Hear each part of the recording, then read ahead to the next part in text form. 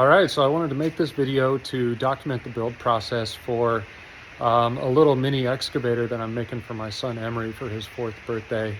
Going to use the plasma CNC here to cut out a whole bunch of parts based on a drawing that I got off of Etsy online for like 20 bucks. And just wanted to document the whole process for my son and anybody else who's interested in building this thing to see how it cuts, how it goes together, and just show the steps that I go through from beginning to end to build one of these things. Never built one before. Looks pretty straightforward, but we'll see.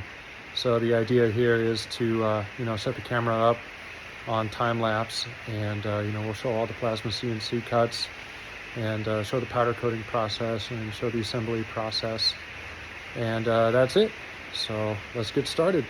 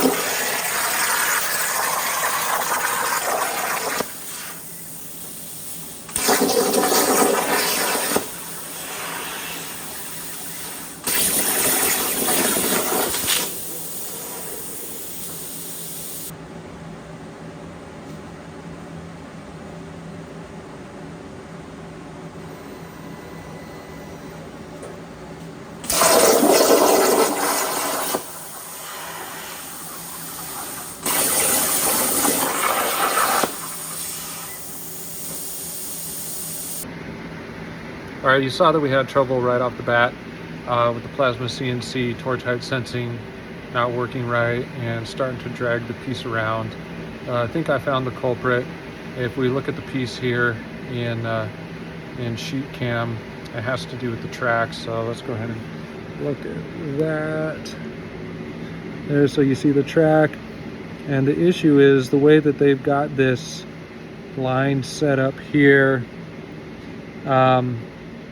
They have this line intersecting this circle that's cut out, and so sheet cam cuts this hole out and then comes back and tries to cut from the middle here, but that messes with the torch height sensing because it can't get the right voltage because there's nothing there to measure the voltage for. I'm guessing it's just running off the pilot arc. So we're gonna have to go into SketchUp and take this little piece out, and then we'll try again. Okay, so in that last clip you saw that I was having some trouble cutting out this piece of track here. The plasma cutter was getting hung up in this hole, and when we looked in sheet cam we saw that there's that funny line there that intersected the hole. And so I wanted to take a minute and talk through how I'm going to fix that, and also show one of the documents that comes with the plans when you buy them on Etsy. So on the right hand side of the screen we've got this PDF, and this comes with the plans when you purchase them off Etsy, and it's a pretty thorough document. This is the mini excavator that we're building right here, and throughout this document it's got exploded views of each of the sub-assemblies of this mini excavator, and then it even drills down into individual components of each sub-assembly that make up the excavator. And so if we come down and look at the piece that was giving us a hard time, it was this piece right here. And so when I come over here to the left side of the screen, this is SketchUp, and you can see that I've imported the DXF files for all of the pieces for that mini excavator. All the DXF files come with that purchase from Etsy. You zoom in and you see this is the line that was causing issues. And if you compare that to the drawing over here, obviously not supposed to be here. So it should be a simple fix for getting rid of this thing. We're just going to edit this component. and get rid of that line. And then we'll get rid of that line too. It's hard to see that one because it's got the axis over it. That should have got it. Okay, so this should be good to go now. I briefly took a look at each one of the other components and compared them to the drawings here, and I didn't see anything else that was strange. It will probably make itself apparent when I try and cut these things out or assemble it. If there is anything strange, that shouldn't be there, but we'll cross that bridge when we get there. So for now, I'm just going to export this piece as a DXF and import it into SheetCam and get it cut out. So let's get to it.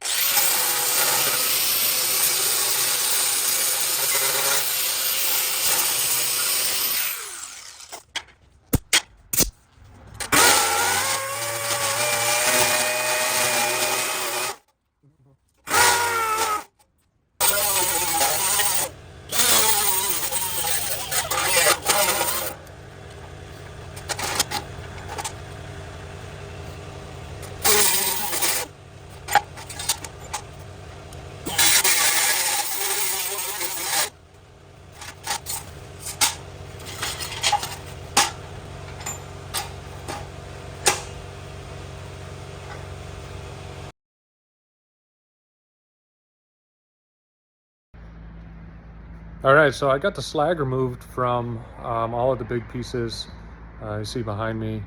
And you saw that I tried to remove some of the mill scale from it using a DA sander. I tried 80 grit at first, and that didn't do anything. So I tried 40 grit, and that also didn't do much. I don't really have the patience to just sit there and grind it out with the DA. I was trying to avoid having to use the sandblaster to blast it off. What I might do is end up trying to find a container to soak these things in vinegar with and leave them sit overnight. That's what I did with all these little parts over here. I just filled that container up with vinegar and let them sit overnight. And that does a pretty good job of loosening up the mill scale on them. So it'll be a lot easier to remove. And when it comes time to sandblast and powder coat, it'll make life a little bit easier. So I'm gonna get the slag cleaned up off of those pieces, and then we'll see if we can't mock this thing up and see what it's gonna look like.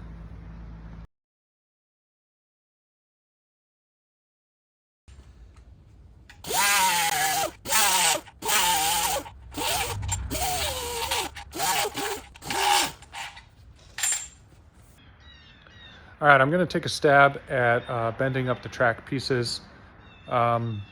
It's pretty thin gauge stuff. I think this is 14 gauge material, and there's some reliefs that were cut out along the bend line, so I don't think it'll be too terribly difficult to bend.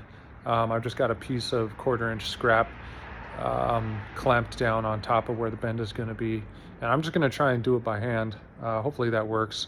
I mean, worst case, I've got a press brake I can use, but that seems to be overkill in this situation. So here it is, got the little gauge here. I think should be pretty straightforward. So let's see how it goes.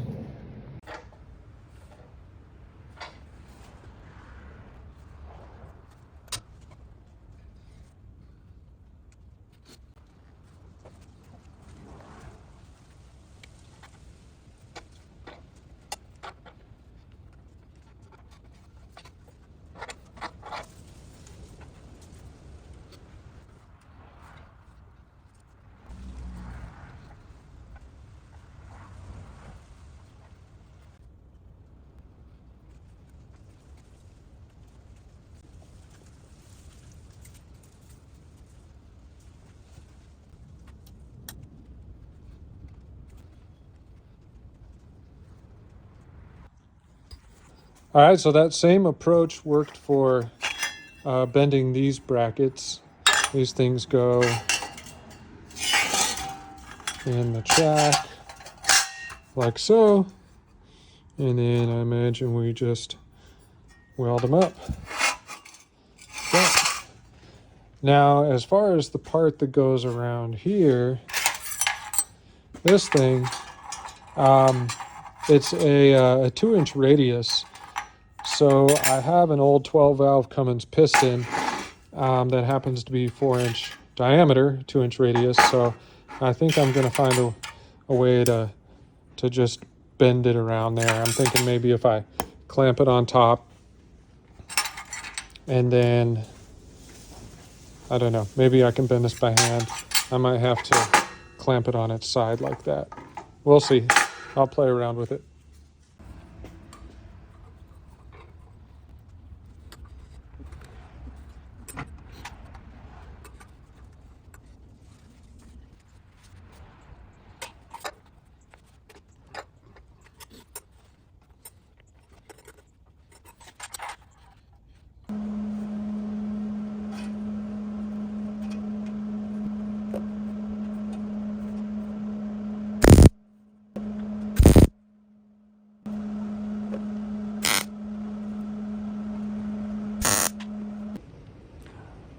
All right, so got these tacked up.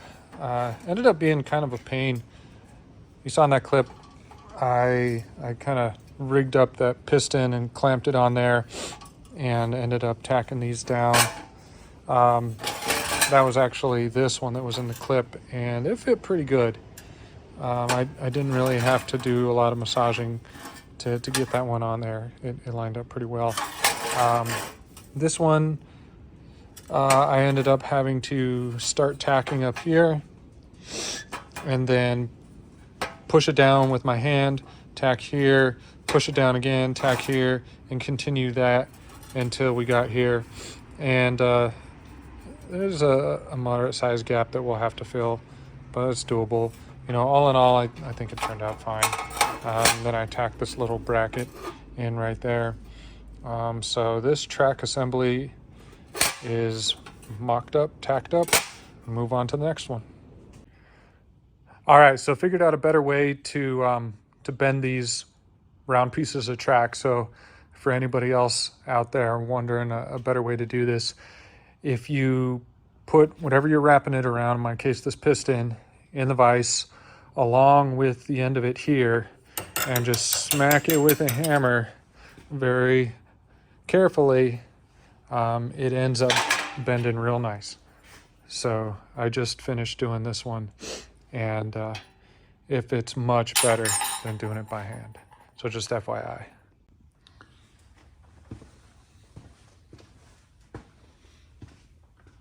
All right, so we've got both track sub-assemblies tacked together, and then the center support as well. This went together pretty easily. Nothing too complicated here. Just tacking these two brackets on and tacking this tube to the square tube, and it just slides in there like that, and like that.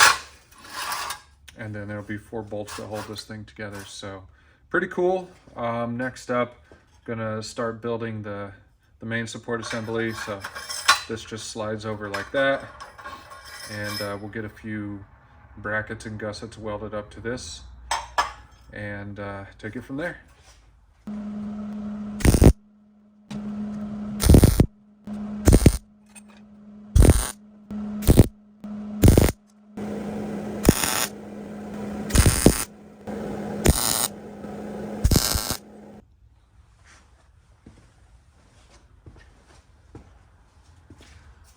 All right, so we've got this seat post all tacked up. Fairly straightforward to do, at least this part of it was. The approach for tacking this and getting it fixtured up was just to set it on the table and make sure it was square. So there wasn't anything crazy about this. Now these two pieces were a little bit challenging to fixture, because they want you to leave 1 inch from the bottom here, and you need to leave at least 1 1/8 inches between the two pieces, so that this arm can move up and down. So I thought for a while on it, and what I ended up doing was just bolting this main arm together, and using this and a couple of washers to serve as a spacer. You know, then turning this upside down, clamping it to the table, and then, you know, putting this on the table and using this edge back here to ensure that that we were square, as far as making sure that the arm is directly opposite the direction of the seat base here, and that tacked together just fine. The challenge always with this kind of bracket is avoiding this squeezing together when you weld it completely. So I think when I weld this fully, I'll weld the outside first, and hopefully that will keep it from squeezing too tight. You know, I did use a washer on either side of this arm when I tacked it together, and it's got a little bit of room in there. Might end up manually spreading it just to give it a little bit more room, because, you know, both of these surfaces are going to be powder coated, and powder coat can be fairly thick. So I want to make sure that this doesn't get bound up. Also bolted, you know, these two arms together. Pretty straightforward affair, but it's coming together. It's actually looking like something now. So next up, I'm gonna work on getting this bucket put together.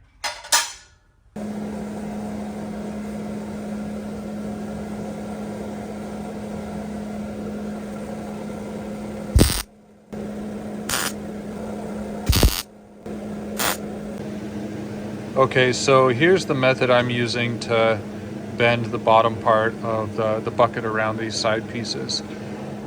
So after I tacked the side pieces to this base plate, I also tacked these side pieces of the bucket to a piece of scrap, and just clamped it to the table. And what I'm doing is similar to what I did for bending the tracks, in that I'll hammer it down.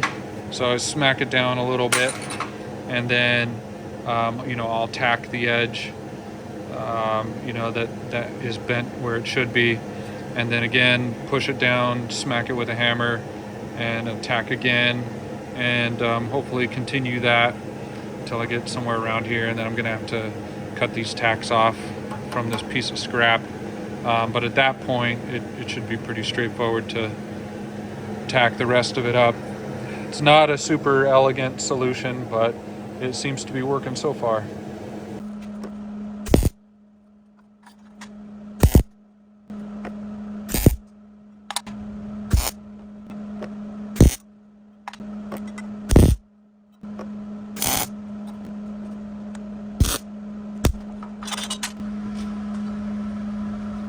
All right, so that method worked okay. Getting that piece bent around the bucket.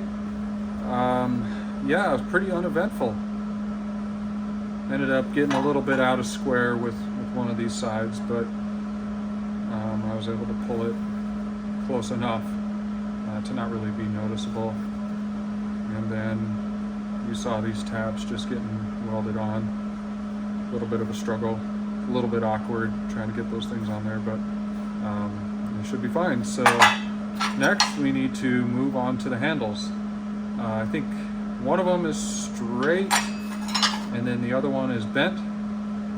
Probably going to need the press brake for this because the instructions call for 3/16, but I just had 1/4 inch.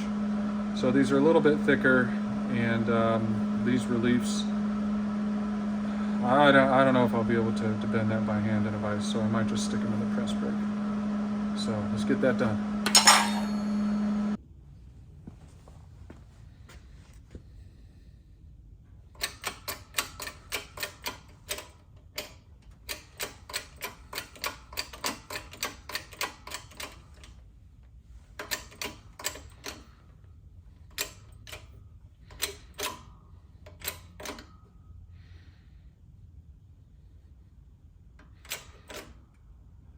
Shooting for 22.5 here.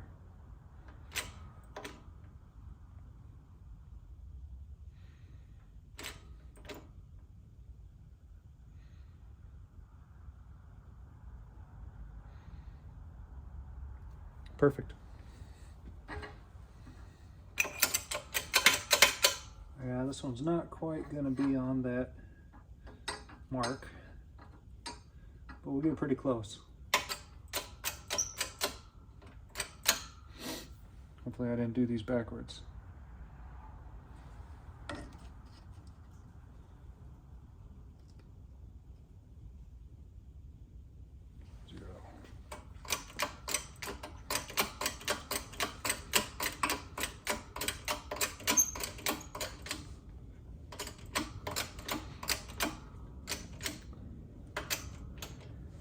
All right, this is another 45-degree bend, so again, we're shooting for 22.5.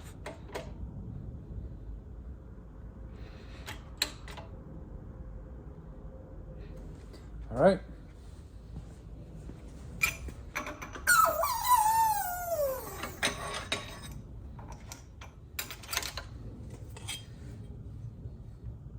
Okay, let's hope I didn't do that backwards.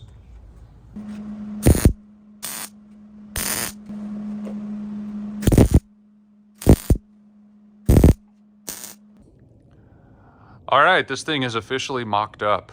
Off camera, I made the 2 linkages to connect the arm together and then this arm to the handle. In the plans, they call for 3/4 inch square tubing. Didn't have any of that, so I just cut a couple strips of 1/4 inch plate. Up here, they also called for 3/4 inch square tubing, but I wanted to make something that had my son's name on it so that he knew it was his. He's just learning his letters, and so I think he'll be really excited to see his name there. That's 1/4 inch plate on this side, and then in the middle, I've got some 14 gauge, just plain, and then another 1/4 inch plate that has his name cut out on this side too. So the idea is I'll probably powder coat the outside pieces black and give some color to the middle piece that matches the arm so that his name pops. So from here, going to weld everything up. All these outside corners, I'm just gonna stitch weld. I'll run beads on, brackets like that. A few beads here, a few beads here. Stitch weld most all of the bucket, and then we'll prep for powder coat.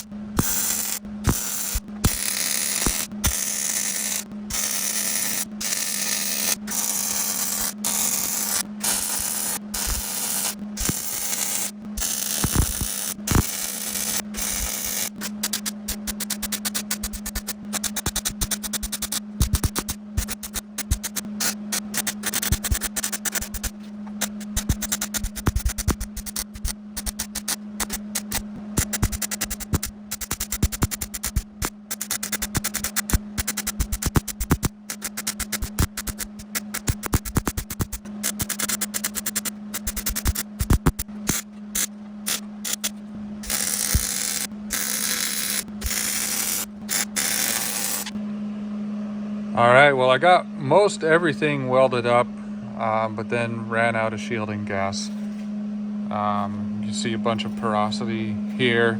At first I thought it was contamination, but it was happening over and over and over again in different places. And sure enough, I'm out of shielding gas.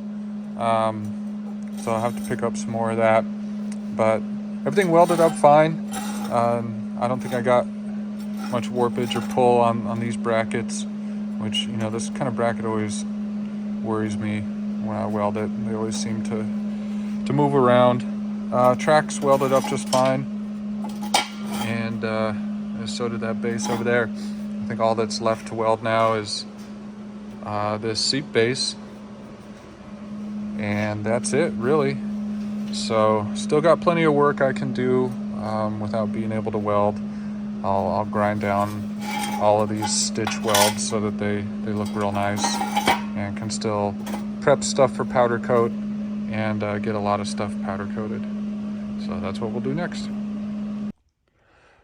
Okay, I got a new bottle of 7525 and finished welding everything up. Finished welding the seat base up. And off camera, I had cut out and welded in this thing here. And what this is for is I'm gonna potentially attach a spring to this that will attach to the main arm of the excavator, because I was messing around with it and noticed it's pretty heavy, and it might be a little bit of a struggle for my son to move it around. I'm not really sure yet, but in case it is a little bit too heavy, that spring will take some of the weight off of it. But yeah, this welded up, no issue. These things didn't really pinch together or try and spread apart, so that was good. Got the stitch welds on the tracks all shaved down and cleaned up. Happy with how that turned out. And I had already welded up this handle, but I smoothed it down to take care of any of those sharp corners and just make the transition a little bit cleaner there. So next step is to pile all this stuff in this tote and pour a bunch of vinegar in it to get all of this mill scale removed, hopefully, and then we're on to powder coat. Okay, so I let everything soak in that vinegar for a couple nights, and it did a great job of removing the mill scale from all these pieces. This piece ended up being too big to fit in that tote, so I wasn't able to give it a vinegar soak. But some time with the DA sander took the mill scale off, so I'll finish doing that here shortly. But everything else is ready to get sandblasted and then powder coated. So what we'll do is throw the pieces in the blasting cabinet, sandblast them, and then put them in the oven, outgas them for a little while, powder coat them, and then cure them. So let's get to it.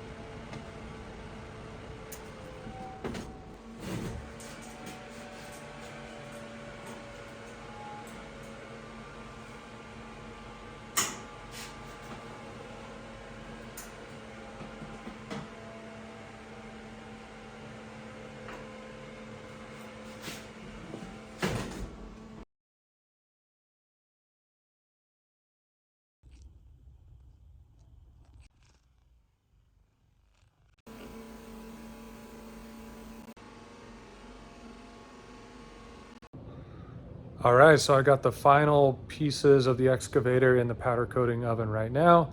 And the last piece that I need to make is the seat. So I'm just gonna cut a strip off of this 2x10 right here. And the idea is to apply the show Shuggy Band technique to that and stain it and put some polyurethane on it and then attach it to the excavator frame. So here we go.